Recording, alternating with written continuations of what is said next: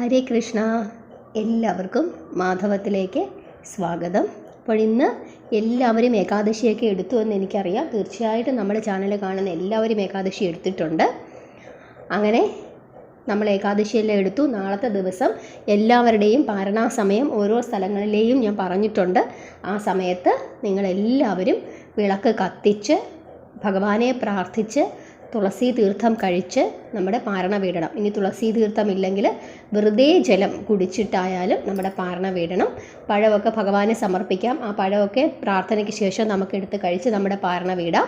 ജോലിക്ക് പോകുന്നവർ, ഡ്യൂട്ടിക്ക് കയറണം, നേരത്തെ എനിക്ക് ഡ്യൂട്ടിക്ക് കയറണമെന്നുള്ളവർ, നമ്മൾ ഡ്യൂട്ടിക്ക് ഇപ്പം 7 മണിക്ക് ഡ്യൂട്ടിക്ക് കയറണം. അപ്പോൾ നമ്മളൊരു 6 മണിക്കൊക്കെ വീട്ടിൽ നിന്ന് ഇറങ്ങുന്നു. അപ്പോൾ നിങ്ങൾക്ക് ഡ്യൂട്ടിക്ക് 7 മണി കഴിയുമ്പം കയറണം. 6:40-നൊക്കെയാണ് നമ്മുടെ പാരണാ സമയം തുടങ്ങുന്നതെങ്കിൽ നിങ്ങൾ എന്താ ചെയ്യേണ്ടത്? നമ്മൾ ചെയ്യേണ്ട കാര്യമെന്ന് വെച്ച് കഴിഞ്ഞാൽ, നിങ്ങൾ വീട്ടിൽ നിന്ന് ഇറങ്ങുന്നതിന് മുമ്പ് രാവിലെ വിളക്ക് കത്തിച്ച് കുളിച്ച് നിങ്ങൾ പ്രാർത്ഥിക്കുമ്പോൾ എന്ത് ചെയ്യണം? ഒരു കിണ്ടിയിൽ അല്പം ജലമെടുത്ത് വെക്കുകയോ വെച്ചിട്ട് ജലമെടുത്ത് വെച്ച് പ്രാർത്ഥിക്കുക. അതിനുശേഷം നിങ്ങൾ പഴമോ എന്തെങ്കിലും ഉണ്ടെങ്കിൽ അതും കൂടെ ഭഗവാനെ സമർപ്പിച്ച് നിങ്ങൾ പ്രാർത്ഥിക്കുക. പ്രാർത്ഥിച്ചതിന് ശേഷം ഇതൊരു നല്ല കുപ്പിയിലാക്കി, ഇത് തീർത്ഥമായിട്ടെടുത്ത് ഇതൊരു നല്ല കുപ്പിയിലാക്കി നിങ്ങളുടെ ബാഗിലാക്കി കൊണ്ടുപോവുക. ഈ പഴവും നിങ്ങൾ എടുത്ത് നിങ്ങളുടെ ബാഗിൽ കൊണ്ടുപോയതിന് ശേഷം ഡ്യൂട്ടിക്ക് കയറിയതിന് ശേഷം നിങ്ങൾ എന്ത് ചെയ്യുക? നിങ്ങൾ സ്വസ്ഥമായിട്ടിരുന്ന് നമ്മുടെ ഈ പാരണാ സമയം തീരുന്നതിന് മുമ്പ്, പാരണാ സമയം തീരുന്ന സമയം നിങ്ങൾക്കറിയാമല്ലോ, അത് തീരുന്നതിന് മുമ്പ് നിങ്ങൾ ഭഗവാനെ ഒരു നിമിഷം കണ്ണടച്ച് പ്രാർത്ഥിച്ചിട്ട്, ഞാൻ എൻ്റെ ഏകാദശി വ്രതം ശുഭസമയത്ത് അവസാനിപ്പിക്കുകയാണ്, ഭഗവാൻ എന്തെങ്കിലും തെറ്റുകുറ്റങ്ങളുണ്ടെങ്കിൽ ക്ഷമിക്കണമെന്ന് നമ്മുടെ മനസ്സിൽ പ്രാർത്ഥിക്കുന്നതിന് നമുക്ക് തൊഴിലൊന്നും ഒരു തടസ്സമല്ലല്ലോ. എന്നിട്ട് നമ്മുടെ ഈ കൊണ്ടുപോയ തീർത്ഥവും ആ ഒരു പഴവും നമുക്കെടുത്ത് കഴിക്കാം. അങ്ങനെ നിങ്ങൾക്ക് നിങ്ങളുടെ ഏകാദശി വീടാം. ഇങ്ങനെ നമ്മൾ നമ്മുടെ സൗകര്യത്തിനനുസരിച്ച് ഇതുപോലുള്ള കാര്യങ്ങളൊക്കെ നമ്മൾ ക്രമപ്പെടുത്തുക. നിങ്ങൾ വീട്ടിൽ നിന്ന് ഇറങ്ങുന്നതിന് മുമ്പ് പ്രാർത്ഥിക്കുന്നതിന് എപ്പോൾ വേണമെങ്കിലും നമുക്ക് പ്രാർത്ഥിക്കാം, അതിന് കുഴപ്പമില്ല. നമ്മൾ ഈ തീർത്ഥം കുടിച്ചും നമ്മുടെ ഈ എന്തെങ്കിലും ഒരു നൈവേദ്യം ഉണ്ടെങ്കിൽ അത് കഴിച്ചും നമ്മുടെ വ്രതം അവസാനിപ്പിക്കുന്നത് മാത്രമേ ഈ പാരണാ സമയത്തിനുള്ളിൽ ചെയ്യാവൂ എന്നുള്ളതേ ഉള്ളൂ. പ്രാർത്ഥന നമുക്കതിനു മുമ്പ് വേണമെങ്കിലും നടത്താം. നിങ്ങൾക്ക് മനസ്സിലായെന്ന് ഞാൻ വിചാരിക്കുന്നു. അതാണ് ചെയ്യേണ്ടത്. പിന്നെ നാളത്തെ ദിവസത്തെ പ്രത്യേകത, അത് ഞാൻ ഇതിന് തൊട്ട് മുമ്പ് ഒരു വീഡിയോ ഇട്ടിരുന്നു. കാണാത്തവരെല്ലാവരും അത് പോയി കാണണം. കാരണം കൂർമ്മദ്വാദശിയാണ് നാളെ. അയോധ്യയിലെ പ്രാണപ്രതിഷ്ഠയാണ്. അതായത് ഭഗവാന്റെ ആ കല്ല് ഒരു കൽശിലയാണ്. ആ ശിലയിലേക്ക് ജീവൻ പ്രദാനം ചെയ്യുകയാണ്.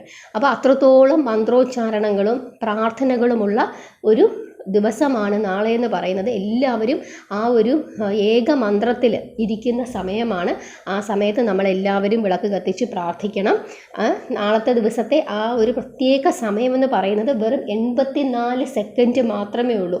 സർവാർത്ഥ സിദ്ധി യോഗവും അമൃതസിദ്ധി യോഗവും ഒക്കെ ഉള്ള ആ ഒരു സമയമാണ് ആ സമയമെന്ന് പറയുന്നത്. അതായത് 12:29 മുതൽ 12:30 വരെ, അതായത് ആ 29-നും 30-നും ഇടയ്ക്കുള്ള ആ വെറും 84 സെക്കൻഡ്, 12:29 സെക്കൻഡിന് ശേഷം 12:30 84 സെക്കൻഡ്, ആ സമയത്താണ് ആ ഒരു പ്രതിഷ്ഠാ ചടങ്ങ് നടക്കുന്നത്. ഒരുപാട് സമയമൊന്നുമില്ല, കണ്ണടച്ച് തുറക്കുന്നതിന് മുമ്പ് ആ സമയം തീരും. അതുകൊണ്ട് രാവിലെ മുതൽ നമ്മൾ പ്രാർത്ഥനയിലിരിക്കുക. പ്രത്യേകിച്ച് ആ സമയത്ത് പരമാവധി സമയം നമ്മുടെ ഡ്യൂട്ടിയിലാണെങ്കിലും നമുക്കറിയാം, നമ്മൾ ജോലിക്ക് പോയിരിക്കുന്നു. അപ്പോൾ നമ്മൾ എന്ത് ചെയ്യണം? ഒരു 12:29 ആകുമ്പോഴത്തേക്ക് നമുക്കറിയാമല്ലോ ഈ ഒരു സമയം തുടങ്ങി. നമ്മുടെ വാച്ചോ നമ്മുടെ മൊബൈലോ ഒക്കെ നമ്മുടെ കയ്യിൽ കാണും. ആ സമയം ഒന്ന് നോക്കിയിട്ട് ആ ഒരു മിനിറ്റ് നിങ്ങൾ കണ്ണടച്ച് ഭഗവാനോടൊന്ന് പ്രാർത്ഥിക്കുക. ആ ഒരു മിനിറ്റ്, ഇപ്പോൾ 84 സെക്കൻഡ് ഒന്നും നമുക്ക് ഡ്യൂട്ടിയിലിരിക്കുന്നവർക്ക് കണക്കാക്കി എടുക്കാൻ പറ്റില്ല. ആ ഒരു മിനിറ്റ് 29-നും 30-നും ഇടയിലുള്ള ആ ഒരു മിനിറ്റ് സമയം നമ്മൾ രാമായ അല്ലെങ്കിൽ ഭഗവാനെ കൃഷ്ണ എന്നെങ്കിലും ഒന്ന് വിളിക്കുക, അല്ലെങ്കിൽ നാരായണ എന്നൊന്ന് വിളിക്കുക. എല്ലാം ഒന്ന് തന്നെയാണ്. അങ്ങനെ ഒന്ന് വിളിച്ച് നമ്മൾ ഒരു നിമിഷം നമ്മൾ ആ ഭഗവാനെ ഒന്ന് നമ്മൾ ഓർക്കുക. ഇതെല്ലാവരും ചെയ്യണം. ജോലിക്ക് പോകുന്നവരെല്ലാവരും അങ്ങനെ ചെയ്യണം. അതുപോലെ വീട്ടിലിരിക്കുന്നവരാണെങ്കിൽ എല്ലാവരും പ്രാർത്ഥിക്കണം. കുട്ടികളോട് കഥകളൊക്കെ പറഞ്ഞു കൊടുക്കണം. അങ്ങനെ എല്ലാവരും സന്തോഷത്താൽ ഇരിക്കണം. ഇനി പാതുക പൂജ കൊണ്ട് പുണ്യമായ അല്ലെങ്കിൽ പ്രസിദ്ധമായ ഒരു രാജ്യമുണ്ട്. ഏതാണ് ആ രാജ്യമെന്ന് നിങ്ങൾക്കറിയാമോ?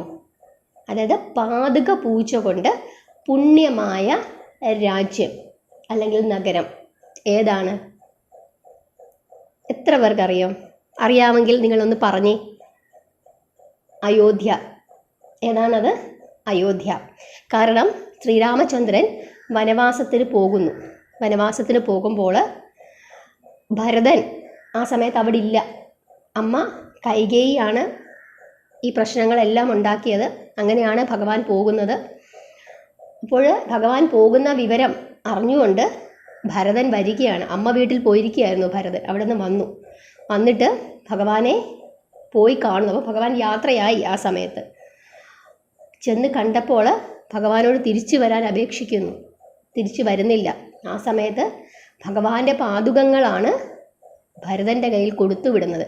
ആ പാദുകങ്ങൾ സിംഹാസനത്തിൽ വെച്ച് പൂജിച്ച് ആണ് ഭരതൻ അത്രയും കാലം, ശ്രീരാമചന്ദ്രൻ മടങ്ങി വരുന്ന അത്രയും കാലം എന്തു ചെയ്തത്? രാജ്യം ഭരിച്ചത്.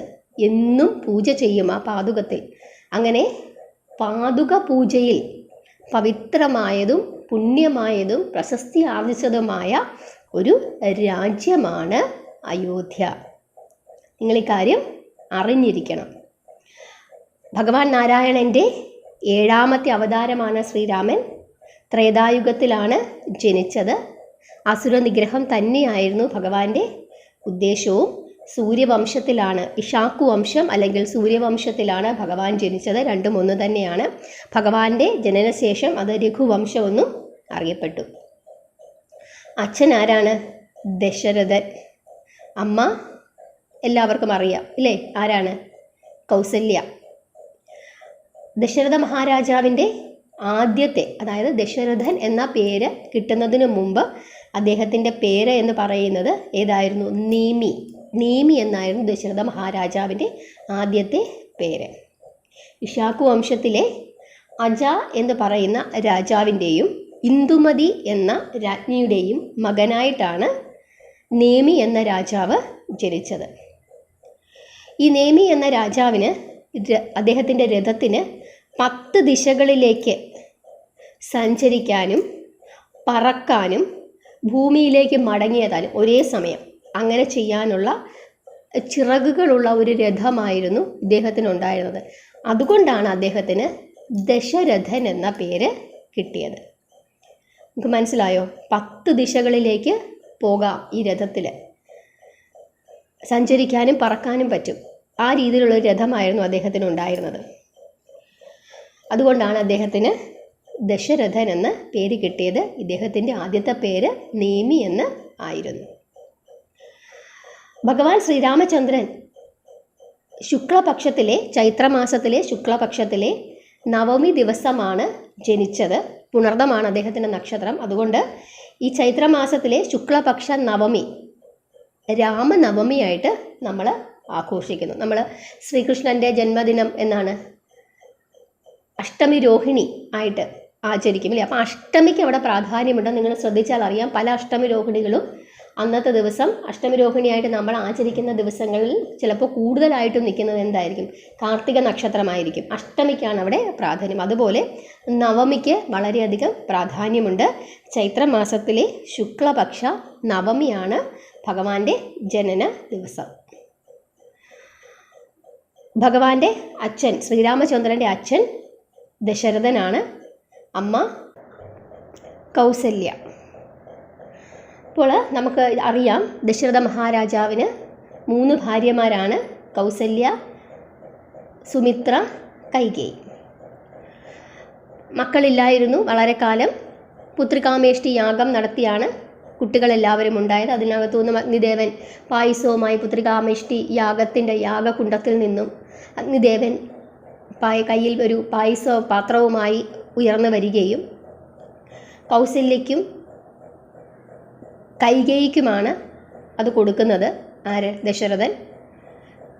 2ആയിട്ട് വീതിച്ചു കൊടുക്കുന്നു. കൗസല്യ അതിലൊരു ഭാഗം സുമിത്രയ്ക്ക് കൊടുക്കുന്നു. കൈകേയിയും തനിക്ക് കിട്ടിയതിൻ്റെ ഒരു ഭാഗം സുമിത്രയ്ക്ക് കൊടുക്കുന്നു. അങ്ങനെ കൗസല്യയ്ക്ക് രാമനും കൈകേയിക്ക് ഭരതനും 2 പോർഷൻ കിട്ടിയ സുമിത്ര ലക്ഷ്മണനെയും ശത്രുഘ്നനെയും പ്രസവിക്കുന്നു. കുട്ടികൾ സന്തോഷത്തോടുകൂടി വളരുന്നു. അവസാനം നമുക്കറിയാം, വനവാസത്തിലേക്ക് പോകുന്ന കഥ. മന്ധരയുടെ ഉപദേശപ്രകാരം കൈകേയിയുടെ നിർബന്ധത്തിന് വഴങ്ങി ഭഗവാൻ ശ്രീരാമചന്ദ്രൻ തൻ്റെ ഭാര്യയായ സീതാദേവിയോടും സഹോദരനായ ലക്ഷ്മണനോടും കൂടി കാട്ടിലേക്ക് വനവാസത്തിന് പോകുന്ന കഥയൊക്കെ നമുക്കറിയാം. വീണ്ടും ഞാനത് വിശദീകരിക്കുന്നില്ല. നമ്മുടെ ശ്രീരാമൻ്റെ ആ ദശാവതാരങ്ങളുടെ സമയത്ത് ശ്രീരാമൻ്റെ കഥ പറഞ്ഞ കൂട്ടത്തിൽ, അവതാര കഥ പറഞ്ഞ കൂട്ടത്തിൽ പറഞ്ഞിട്ടുണ്ട്. ഞാൻ ഈ കഥ പറയാനല്ല വന്നത്. ഞാൻ പറയാൻ വന്ന കഥ എന്തുകൊണ്ടാണ് കൈകേയിക്ക് അങ്ങനെ ഒരു വരം ദശരഥനോട് ചോദിക്കാൻ പറ്റിയത്, എന്തുകൊണ്ടാണ് ദശരഥൻ അതനുസരിക്കേണ്ടി വന്നത് എന്നതാണ് ഇന്ന് ഞാൻ പറയാൻ പോകുന്നത്. സാംബാസുരൻ എന്ന് പറയുന്ന ഒരു അസുരൻ ഉണ്ടായിരുന്നു. ആ അസുരൻ ഇന്ദ്രൻ്റെയും ദശരഥൻ്റെയും ഒരുപോലെ ശത്രുക്കളായിരുന്നു. ഈ പൊതുശത്രുവിനെ, സാംബാസുരനെ വധിക്കുന്നതിന് വേണ്ടി ദശരഥ മഹാരാജാവ് സാംബാസുരനുമായി യുദ്ധം നടത്തുകയാണ്. ആ സമയത്ത് ദശരഥ മഹാരാജാവിൻ്റെ സാരഥിയായിരുന്നു ഭാര്യയായ കൈകേയി. അങ്ങനെ യുദ്ധം നടത്തിക്കൊണ്ടിരിക്കുന്ന സമയത്ത് രഥത്തിൻ്റെ നമുക്കറിയാം, രഥത്തിൽ ഒരുപാട് ആരക്കല്ലുകളുണ്ട്. അതായത് അതിൻ്റെ ആ വീലിലിങ്ങനെ ആരക്കല്ലുകളുണ്ടല്ലോ. ആരക്കല്ല് ഒരെണ്ണം അടർന്നു പോയപ്പോഴേക്കും രഥം മുമ്പോട്ട് പോകുന്നില്ല. അങ്ങനെ മുമ്പോട്ട് പോകാതിരുന്ന സമയത്ത് ദശരഥൻ ഒന്ന് പതറുന്നു, യുദ്ധത്തിൽ ശകലം പുറകോട്ടേക്ക് പോരുന്നു. തേര് ചിലപ്പോൾ മറിയും, അങ്ങനത്തെ അവസ്ഥയിലേക്കൊക്കെ വന്നു. ആ സമയത്ത് കൈകേയി തൻ്റെ വിരൽ ആ സ്ഥാനത്ത് ചേർത്ത് വെച്ച്, അതായത് ഈ ആരക്കല്ലിൻ്റെ ഭാഗത്ത് തൻ്റെ വിരൽ വെച്ച് ഇരുന്നു എന്നാണ് പറയുന്നത്. അതായത് ദശരഥ മഹാരാജാവിനെ സംരക്ഷിക്കുന്നതിന് വേണ്ടി. ദശരഥ മഹാരാജാവ് ആ യുദ്ധം ചെയ്യുന്ന സമയത്ത് ഈ വിരൽ ഈ തേരിൻ്റെ ഇടയിൽ, ആ ചക്രത്തിൻ്റെ ഇടയിൽ കിടന്നിട്ട് ഞെരുങ്ങി രക്തം വാർന്ന് ഒഴുകി. പക്ഷേ വേദന കടിച്ചമർത്തി പിടിച്ചുകൊണ്ട് തൻ്റെ ഭർത്താവിൻ്റെ ജീവൻ രക്ഷിക്കുകയായിരുന്നു കൈകേയി അവിടെ ചെയ്തത്. അങ്ങനെ സാംബാസുരനെ ദശരഥ മഹാരാജാവ് വധിക്കുന്നു. ആ വധിക്കുന്നതിന് കാരണഭൂതയായത് കൈകേയിയുടെ ബുദ്ധിസാമർഥ്യവും ഭർത്താവിനോടുള്ള സ്നേഹവുമാണ്. ഇതിൽ മനസ്സ് നിറഞ്ഞിട്ടാണ് ദശരഥ മഹാരാജാവ് കൈകേയിയോട് എന്തെങ്കിലും വരം ആവശ്യപ്പെട്ടോളൂ എന്ന് ചോദിക്കുന്നത്. 2 വരങ്ങളാണ് കൊടുക്കുന്നത്. ആ സമയത്ത് കൈകേയി പറയുന്നു, എനിക്ക് ഇപ്പോഴൊന്നും വേണ്ട, ആവശ്യമുള്ള സമയത്ത് ഞാൻ ചോദിച്ചു കൊള്ളാം, അന്നേരം എനിക്ക് തന്നാൽ മതിയെന്ന് പറയുന്നു. ആ വരമാണ് ഈ വനവാസകാലത്തേക്ക് ഭഗവാനെ അയക്കുന്നതിന് വേണ്ടിയിട്ട് കൈകേയി ചോദിക്കുന്നത്. ഇനി മറ്റൊരു കഥയും കൂടിയുണ്ട് നിങ്ങൾ ഈ സമയത്ത് അറിയേണ്ടത്. എന്തുകൊണ്ടാണ് ദശരഥ മഹാരാജാവിന് അങ്ങനെ ഒരു ദുർവിധി, സ്വന്തം മകനെ ഓർത്ത് മരണത്തിലേക്ക് പോകേണ്ടുന്ന ഒരു ദുർവിധി ഉണ്ടായത്? കാരണം ശ്രീരാമചന്ദ്രൻ പോയ ശേഷം ദശരഥ മഹാരാജാവ് മനം നൊന്ത് മരിക്കുകയാണ്. എന്തുകൊണ്ടാണ് അങ്ങനെ സംഭവിച്ചത്? അതായത് അതിനും ഒരു ശാപത്തിൻ്റെ കഥയുണ്ട്. ശ്രവണകുമാരൻ എന്ന് പറയുന്ന ഒരു മുനികുമാരൻ ഉണ്ടായിരുന്നു. ശ്രവണകുമാരൻ, അദ്ദേഹത്തിൻ്റെ മാതാപിതാക്കൾ അന്ധരായിരുന്നു. അന്ധരായ മാതാപിതാക്കളെ ശുശ്രൂഷിച്ച് സംരക്ഷിച്ചു പോരുന്നത് മകനായ ശ്രവണകുമാരനായിരുന്നു. ഒരിക്കൽ ദശരഥ മഹാരാജാവ് കാട്ടിൽ നായാട്ടിന് പോയ സമയത്ത് ഈ ശ്രവണകുമാരൻ ഒരു കുളത്തിൽ, ഒരു നദിയിൽ നിന്നിട്ട് വെള്ളമെടുക്കുകയായിരുന്നു. അപ്പോൾ വെള്ളമെടുക്കുന്ന ആ ഒരു ശബ്ദം കേട്ടപ്പോൾ അതൊരു മാൻ വെള്ളം കുടിക്കുകയാണ് എന്ന് തെറ്റിദ്ധരിച്ചിട്ട് ദശരഥ മഹാരാജാവ് അമ്പ് എയ്യുകയാണ്. ആ അമ്പ് ശ്രവണകുമാരനിൽ തറയ്ക്കുകയും അദ്ദേഹം മരണപ്പെടുകയും ചെയ്തു. ഒരു മനുഷ്യൻ്റെ കരച്ചിൽ കേട്ട് അവിടേക്ക് ഓടിച്ചെന്ന ദശരഥ മഹാരാജാവ് അമ്പ് തറച്ച ശ്രവണകുമാരനെയാണ് കാണുന്നത്. ദശരഥ മഹാരാജാവിന് വലിയ സങ്കടം തോന്നുകയും മാപ്പ് അപേക്ഷിക്കുകയും ചെയ്യുന്നു ശ്രവണകുമാരനോട്. ശ്രവണകുമാരൻ ദശരഥ മഹാരാജാവിന് മാപ്പ് കൊടുത്തിട്ട് തൻ്റെ വൃദ്ധരായ മാതാപിതാക്കൾ ഇന്ന സ്ഥലത്ത് ഇരിപ്പുണ്ട്, അവരെ സമാധാനിപ്പിക്കണമേ എന്ന് പറയുന്നു. അങ്ങനെ ജലവുമായി ദശരഥ മഹാരാജാവ് ഈ അന്ധരായ മാതാപിതാക്കളുടെ അടുത്ത് ചെല്ലുന്നു. തൻ്റെ മകനാണെന്ന് കരുതി ഈ അന്ധരായ മാതാപിതാക്കൾ മഹാരാജാവിനോട് സംസാരിക്കുന്നു. ആ സമയത്ത് മഹാരാജാവ് പറയുകയാണ്, ക്ഷമിക്കണമേ, ഞാൻ അങ്ങയുടെ പുത്രനല്ല, ഇന്നതുപോലെ ദശരഥ മഹാരാജാവാണ്, ഇതുപോലൊരു കയ്യബദ്ധം എനിക്ക് പറ്റിയെന്ന് പറയുന്നു. അത് കേട്ട് ഈ മാതാപിതാക്കൾ കരയുകയും അതീവ ദുഃഖത്തിലാവുകയും ഇതിൻ്റെ കാരണക്കാരൻ ആരാണോ ആ ആളെ, അതായത് ദശരഥ മഹാരാജാവിനെ ഇപ്പോൾ ഞങ്ങൾ എങ്ങനെയാണോ പുത്രദുഃഖത്താൽ ഞങ്ങൾക്ക് ഇത്രയും ദുഃഖമുണ്ടായത്, അതേ ദുഃഖം താങ്കളും അനുഭവിക്കേണ്ടി വരും എന്ന് പറഞ്ഞ് ഇവർ ഹൃദയം പൊട്ടി മരിക്കുകയാണ്. അതേ ദുഃഖം തന്നെയാണ്, ആ ശാപമാണ് ദശരഥ മഹാരാജാവിന് പിന്നീടുണ്ടായത്. മകനെ ഓർത്ത് ഹൃദയം പൊട്ടി ആണ് അദ്ദേഹം മരണപ്പെട്ടത്. ഈ കഥ നിങ്ങൾക്കൊക്കെ അറിയാമായിരുന്നോ? ഒരുപാട് പേർക്ക് അറിയാമായിരിക്കും. അറിയാൻ മേലാത്തവർക്ക് വേണ്ടിയിട്ടാണ് ഞാനിത് പറഞ്ഞത്. പിന്നെ വേറൊരു കാര്യമുണ്ട്, നമുക്ക് എത്ര അറിയാവുന്ന കഥയാണെങ്കിലും ഭഗവാന്റെ കഥകൾ വീണ്ടും വീണ്ടും കേൾക്കുന്നത് പുണ്യമാണ്, പറയുന്നതും പുണ്യമാണ്, കേൾക്കുന്നതും പുണ്യമാണ്. അതുകൊണ്ടാണ് ഞാൻ പറഞ്ഞത്. നാളത്തെ ദിവസം വളരെ പ്രത്യേകതയുള്ള ദിവസമാണ്. കൂർമ്മ ദ്വാദശിയാണ്. ഭഗവാൻ കൂർമ്മ രൂപത്തിൽ അവതരിച്ചതിൻ്റെ ഒരു പ്രതീകവും ആ ഒരു പ്രത്യേകതയും നാളത്തെ ദിവസമുണ്ട്. കൂർമ്മ രൂപത്തിൽ ഭഗവാൻ എന്തിനാണ് അവതരിച്ചത്? താഴ്ന്നു പോയ മന്ധരപർവ്വതത്തെ മുകളിലേക്ക് ഉയർത്തുന്നതിന് വേണ്ടിയിട്ടാണ് ഭഗവാൻ കൂർമ്മ രൂപത്തിൽ അവതരിച്ചത്. അതുപോലെ താഴേക്ക് പോകുന്ന മനുഷ്യരെ മുകളിലേക്ക് ഉയർത്തിക്കൊണ്ടുവരുന്നത് ഭഗവാനാണ്. അതിനുവേണ്ടി നമുക്ക് പ്രാർത്ഥിക്കാം. നാളത്തെ ദിവസം വിളക്ക് കത്തിച്ച് വെച്ച് തന്നെ പ്രാർത്ഥിക്കണം.